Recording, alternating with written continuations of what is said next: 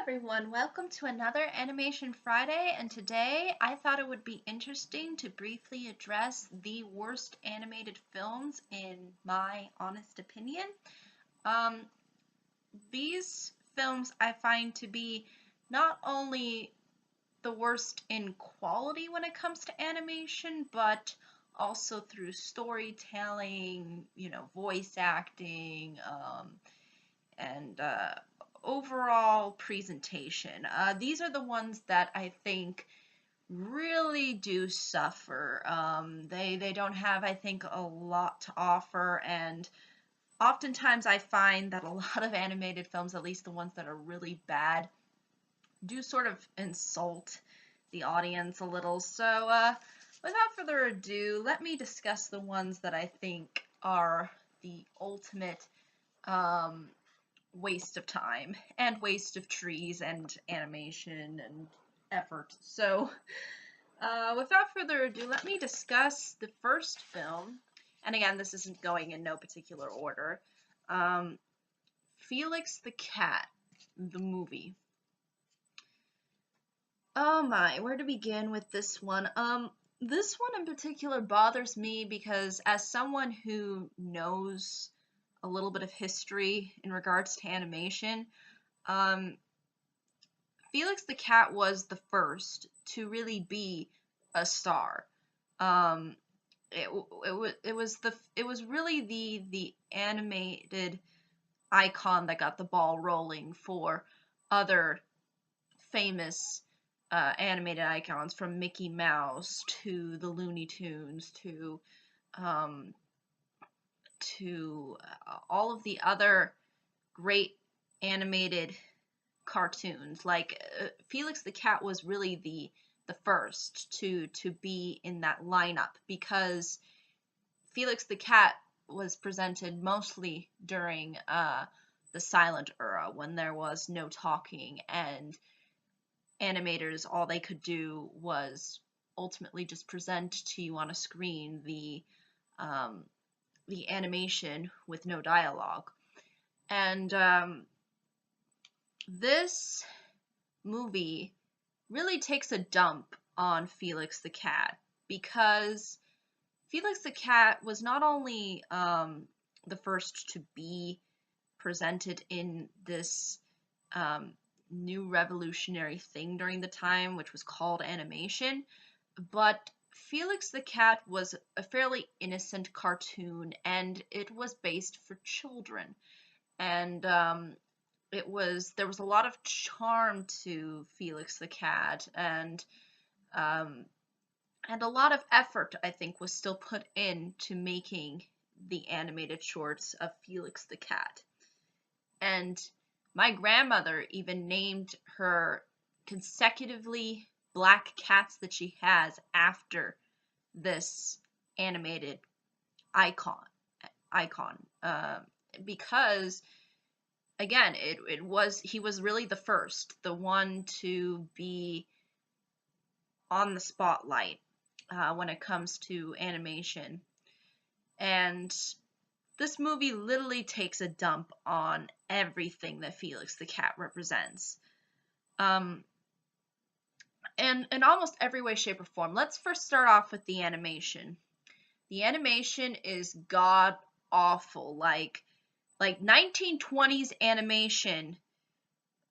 The original Felix the Cat animation was executed 10 times better than any bit of animation within this movie project. Like, the animation is just not there, even though it's in color and Felix the Cat is black and white.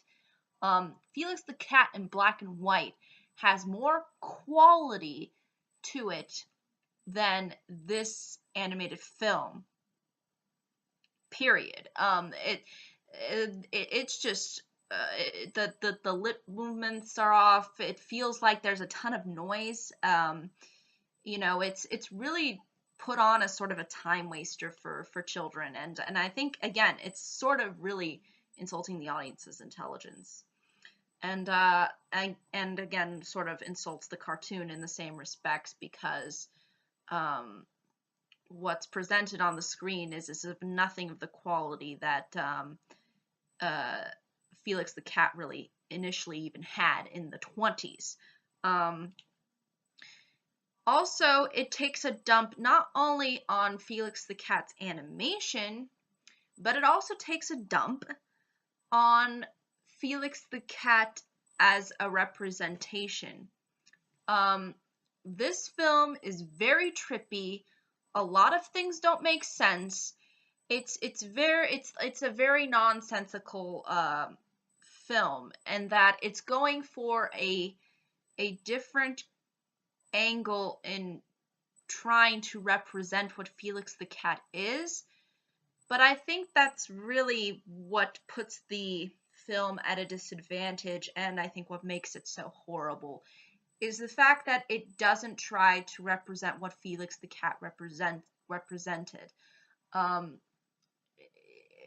the cartoons back in the 20s were relatively innocent and not as weird or bizarre as the movie, and you will see this through numerous reviews online as to how strange this film is and how it doesn't focus on anything that the original Felix the Cat cartoons did focus on. It just clearly shows that this film was purely made for marketing purposes because they knew, ooh, if we slap on Felix the Cat, people will go see it. And I think that's what this movie was trying to be. It was trying to be this kind of marketing gimmick, and it made me really frustrated because there was no effort put into this cartoon, and it just blows my mind just how horrendously horrible it is to even watch the animation. It's just god awful and doesn't represent anything that Felix the Cat was. And I think it's really an insult even to animation, this film, because it has nothing going for it whatsoever. There's really no story. There really is no clear characters or even really motivations. It's just a bunch of noise and some plot involving a princess and a kingdom being overthrown by a villain. That's it. It has nothing else beyond that, and that I think just clearly shows you how unable this film was trying to be like a Disney film, and how what a horrible representation it is of what it's trying to bring to the forefront, which is Felix the Cat. And let me just say, having him be CGI'd in the beginning was the most confusingest, stupidest thing that I've ever seen in an intro for animation. Like, what were these people thinking? It makes no sense. So Felix the Cat, the movie, can can be used for firewood, because that's all the trees of this film are ultimately good for, because it's just a waste of time and does not offer any resemblance of what Felix the Cat was, or brings out anything that Felix the Cat represents, or even gives an interesting different take on Felix the Cat. None of that is offered in this film, and I would suggest all animation lovers to stay away from this one because it just tries to insult your brain with as much garbage as it can throw on the screen. So that one was very enraging to me to watch. Um, the next film that I wanted to briefly address is A Troll in Central Park, and yes, I did mention this one in another video long time ago, where I was just talking about the Nostalgia Critic and some of the worst films he's ever done, and A Troll in Central Park was one of them. But I also consider this one to be the worst, one of the worst animated films. Several reasons. Again, like the Felix the Cat film, it does not respect its audience's intelligence, and there is no real real characters or struggle throughout this movie. It's just there to be happy and have no sense of um, real depth or emotion.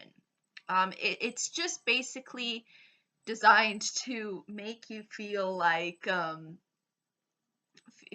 you're going through a sort of an It's a Small World ride. You know, it's all happy, all smiles, and all. Even though it's set in a really kind of creepy, bizarre setting, at least partially of the film, it still gives off this sense of superficialness because there's nothing that anybody learns throughout this movie. The kids don't learn anything.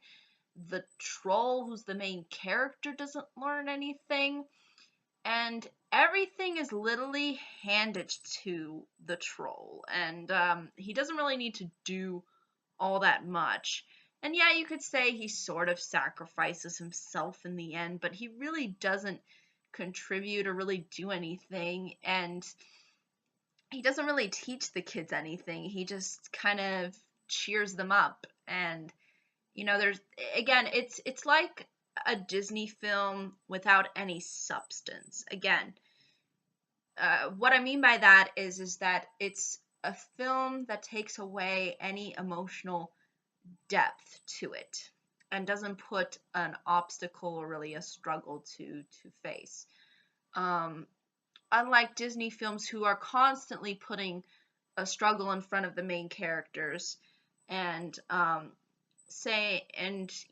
enhancing this idea of hope, but at the same time realizing that in order to achieve a sense of hope, you're going to have to go after a dream. But with this film, it's like, no, just dream and everything will be okay. You don't need to try. And I think that's a really horrible message to send to kids. Don't try, just dream and you'll be okay. You don't need to worry about anything. It completely sugarcoats um, life, and that's why I think this film was such a horrible um, idea and premise, because it had, I think, a very um, unintelligent way of approaching its message. Also, there is a lot of filler in the movie, and not a whole lot happens in the movie. And the only semblance of a plot is again a villain trying to destroy the main characters. That's really it. There's nothing else there, and and the songs are pretty bad as well, because this is a musical, an animated musical, and there's just there's just so much wrong with this film, and largely in part that has to do with the message of the film, because the message is really what drains the film of having any substance, because it says, yeah, just dream and woo, everything will be okay, and woo, just be superficial, and you'll go through life fine, and it's just and it's really what ends up making the film suffer. Although I will say the animation is better than something like Felix the Cat, it still suffers from not, again, really having any clear direct focus. And I think as a result, even though the animation is okay, its story, its premise, its characters have nothing to offer, and that's why I think this was unfortunately a waste of trees. I feel really sorry, but that's just kind of how it is. At least that's my opinion in regards to A Troll in Central Park. So that's that film. The next film that I wanted to briefly address is Food Fight. Yes, Food Fight. The animation, like the Felix the Cat one, is pretty bad. As far as animation goes, I would say they're pretty much kind of on par with how bad they are, just by the look and the movements of the characters. It's just all very Uh, it's just very, very goofy looking, and doesn't have a whole lot of sense to it. And there's a lot of strange moments within Food Fight. And again, it sort of does feel a little bit like a marketing thing, kind of like what they were doing with Felix the Cat. Like, oh, we'll put in all of these food aisle products that maybe kids or adults are aware of. Which doesn't really make a whole lot of sense. I mean, something like Wreck-It Ralph makes a lot of sense because kids like video games. In particular, boys like video games. So there's a market there. But to have your characters all be food products logos, I don't, it just doesn't make any sense. Um, so not only is this film very strange in how it's executed with its animation and story and premise, but the dialogue is unbelievably just full of puns and innuendos, and it has no focus whatsoever, really. You don't really know what you're watching. At one point, it just becomes kind of just a food mess, and just a mess of food and nothing really going on. And it's very uncomfortable to watch. It's very unsettling, especially when they have these scenes that are supposedly supposed to be for kids, but then they come off as so adult. And it doesn't help too that they picked a lot of adult actors who really haven't really been, at least in anything that's more childlike, except Hilary Duff, who played Lizzie McGuire. I mean, there's really all the actors that are doing voices really are playing like they're in an adult film and not like in a kid's film. So again, it sort of leads into a lot of confusion as to who the demographics for this movie were. But but that's, I think, what makes it so just out there and just odd. It's like we're trying to market to somebody, but it's still kind of confusing as to who our audience is. And oh, it just it just turns into a really jumbled, gross and messy product, and it's just not worth it to sit through. It's just not. Spare yourself the pain. I suggest. But I think that's really all I can say about it without really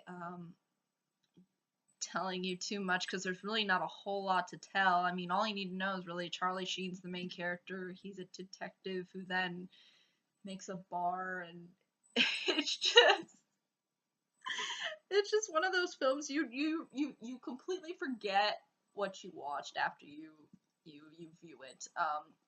And I would definitely check out some reviews of it, because you will see how unbelievably deranged it is. But ultimately, I think that's really all I can say about it, because it just really is nothing there. The other two films that I wanted to mention that sort of go in together are the Titanic animated musicals. And yes, these ones I did mention or I mentioned one of them actually in my previous video where I talked about the worst films in Nostalgia Criticus Review. But these two films, the first film as well as the second film, and maybe you can put in the other one that came afterward that's about the octopus or what. But let's just stick to these two for now.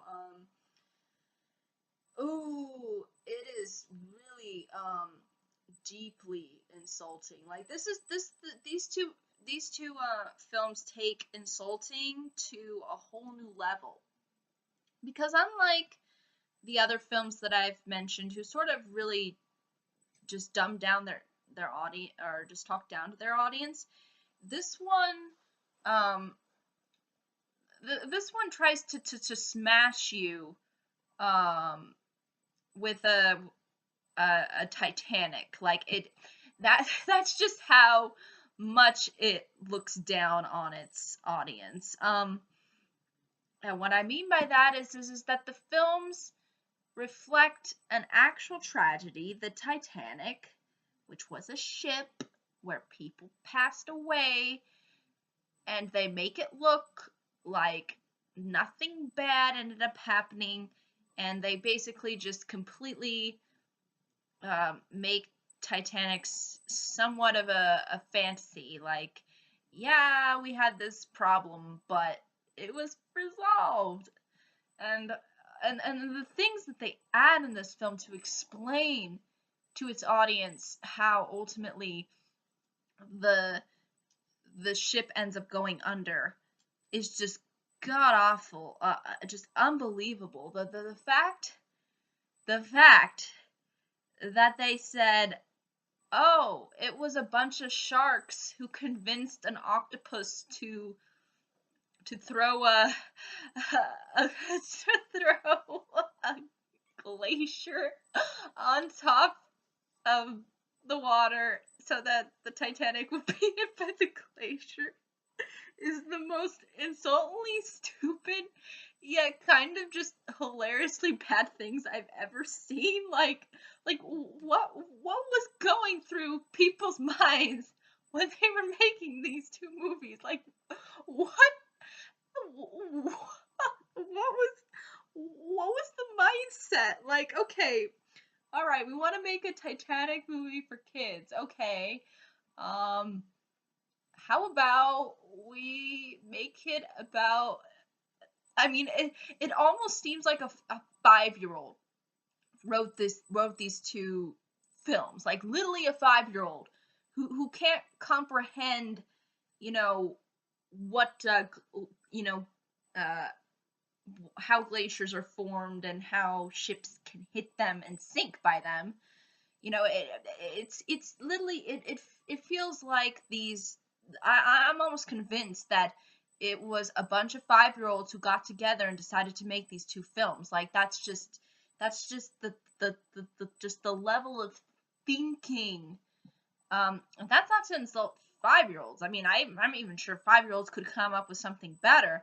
But what I'm saying is the lack of comprehension in understanding what the Titanic event was, is just unbelievably, you know, a huge insult. See, that this is what I don't get. I don't get why people complain about Pocahontas for being inaccurate when this one clearly takes a dump on the history of Titanic. It literally tells its audience what history told you is all wrong. And literally they say that within the film. And the fact that it has animals in it, really, do we need animals in a Titanic movie? Um, and it just lacks any kind of depth or anything that resembles any kind of interest that the audience could take. I mean, it just has nothing to offer. It's just completely bland, and oh, just just I just don't know who could have thought up these ideas. Like I just can't. I would just love to go into the mindset because this is just unbelievable. It's just unbelievable. There's a rapping dog in one of the films. Again, a rapping dog. Um, so I mean, I could just go on as to why these two films in particular are just uber insulting. I don't know how they got greenlit. I really honestly don't get who would make such a film, and it's just unbelievably uh, it just completely diminishes um, the history behind the Titanic, um, any kind of, you know, um, issue that the Titanic event um, brought up. You know, there was just nothing available that said anything that resembled history at all. Like there was just nothing there. I mean, people and even people complain about too how the Leonardo DiCaprio movie Titanic, how it's completely not focused in on, actual people that passed away on the ship or something like that.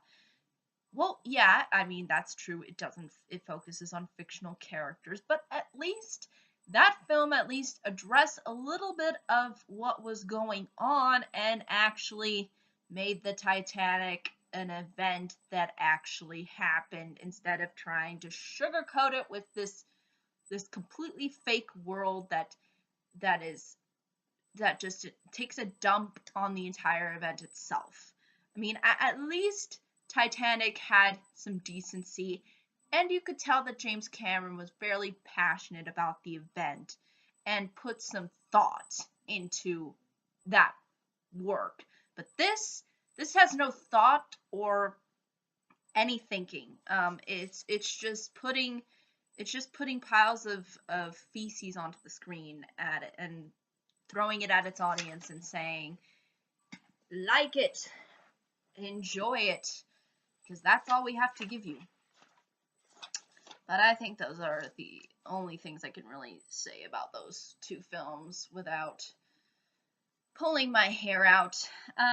Okay, next film, The King and I, and I mean the animated one. Oh yes, this one. This one, it's really trying to be something that it can't be. Like it's literally going for something like Aladdin kind of, trying to put in that storytelling, idea, you got an evil wizard and then you got an evil, henchman and then you got magical powers and all this bull that doesn't resemble again anything that The King and I was trying to represent. So it's really trying to be something else that is of quality, like Disney. It's trying to be like that. Again, it's kind of going for that angle of trying to be a fairy tale slash storytelling story. But the thing is, The King and I is really not like that.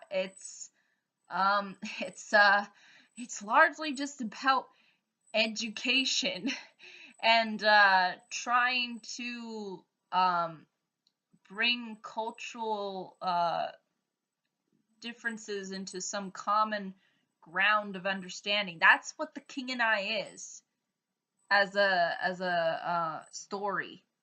But the fact that it tries to be something that it's not, with a story that it can't obviously bring in. It can't obviously try to make the King and I story like a fairy tale or something out of Disney. It can't do it. You just can't, because these stories are sort of incompatible. Especially when you see what at the way beginning when it tries to put in a dragon in the story, and she's trying to whistle and then somehow the dragon goes away. Yes.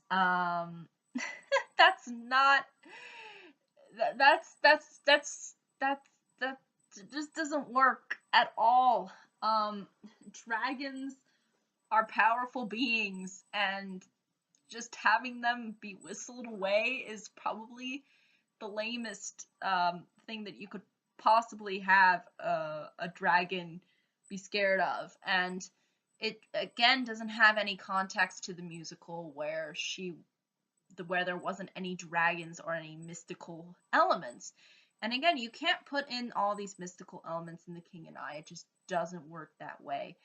And clearly this film shows it, especially when they're trying to keep the original songs in there.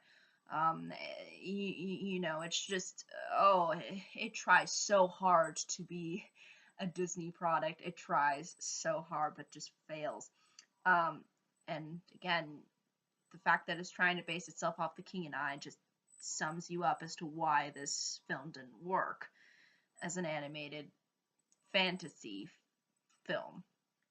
Um, there's no focus on the characters. The King and I was supposed to be largely about the characters, about the human characters and how they interact and how, the cultures of England and Thailand are relatively different and how there's conflict, but then there's also common grounds and understandings and how they learn from one another. And, that's really what the King and I is supposed to be, and there's really no focus on the characters and instead focused on trying to generate humor and slapstick and all that stuff. And you can't really do that unless you have, something funny to show, or or have it maybe actually happen to the main characters. Nope. No, it's just kind of there just to be slapstick and nothing more. And also, when you thought that villains were probably one of the most awesome things in animation, this film takes a dump on it by saying, no, we're gonna make one of the boringest, lamest villains of all time. And the villain in this movie is a wizard or a sorcerer, I guess you could say, and he wants to, um, you know, sabotage the relationship between England and his people. Um, and again, his motivations are all over the place, like no sense whatsoever. And the fact that he's easily defeated by really strange things, like again, he sends out the dragon in the beginning, and like she whistles, and then all of a sudden, it's all right. And the fact that there's one scene in particular when he's trying to get the king and with like statues or something, and then for some strange reason the statues go away. I think from again some other really lame reason, and there's not a whole lot of thought in this movie, and I think as a result we get probably one of the weakest villains of all time in animation. And it's just it just takes everything that could have been promising and just throws it all out the window and says, nope, we need to be like some other film so that we become popular. Oh, rage. Animation rage.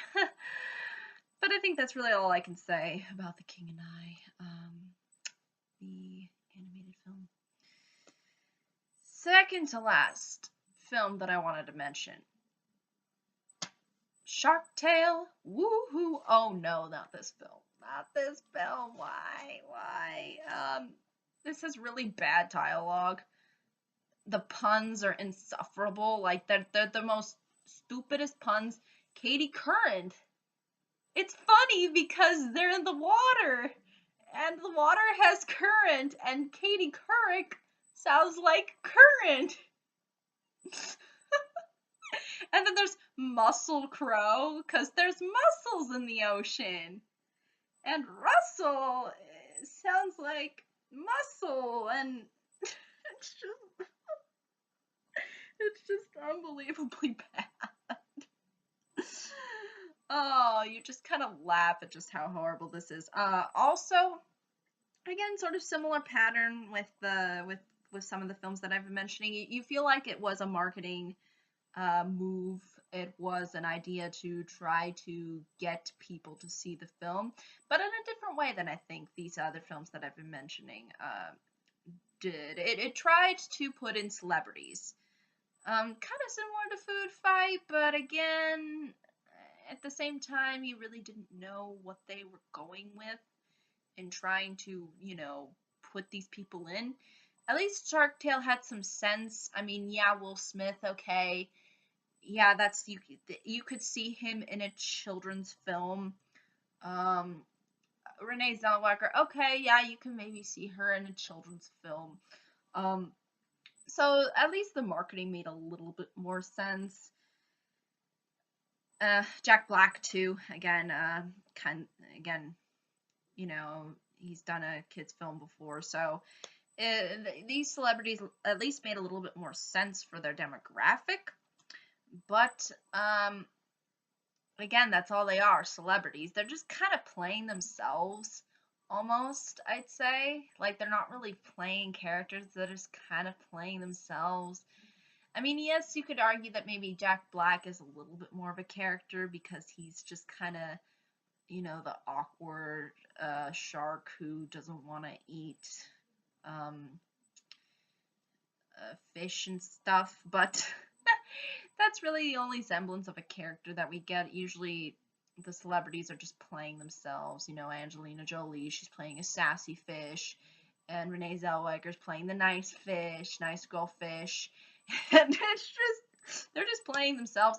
And Will Smith is playing a more more unlikable version of himself. And I mean, I like Will Smith. I think he's a likable person, but I can't say like as a because I never met him. I don't.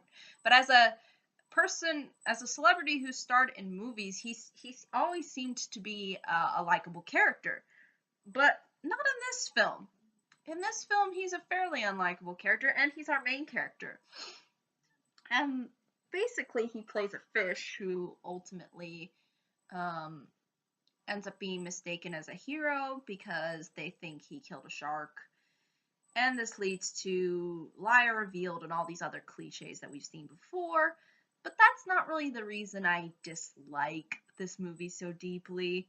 Um, it's really the fact that Will Smith's character is, in large part, I think, very unlikable. There's really one scene in particular that always bothered me. Basically, Renee Zellweger, who's being the nice girl fish, she gives him this really expensive pearl, to get him out of debt. Okay, I mean, she was super nice to him, and you know, was willing to, you know, give up this thing that was very close to her so that he could pay off his debt, okay? All right? And guess what he does with that lovely pearl that she gives him? He goes and bets it. He goes and bets on something that was supposed to get him out of debt. Like, this fish is just so dumb. And you feel like too that Will Smith is really trying to play to the crowd, like, oh yeah, I'm this really hip fish and I'm really cool and you know I'm so awesome. But then at the same time he just does these really stupidly um, ignorant and sort of, I would say, kind of just mean spirited things, like, you know, just and this is our main character. This is the person we're supposed to like. I mean, yeah, I know he's supposed to change at the end, but that's just horrible that you know you know this. And again, this, I almost wanted to say to Renee Zellweger fish, you deserve better than Will Smith fish. I'm sorry, but you do, because that was just such a horrible move. And it just clearly showed the level of immaturity that the character had. And I don't think he necessarily grew so much at the end. It's just one of those it's just one of those lie revealed stories where, you know, he he ends up feeling bad, but at the same time, you know, it needs to get to that point, you know, to where he gets caught, instead of at least coming out and just saying, hey, you know, it was all hoax. I'm sorry. Deal with it.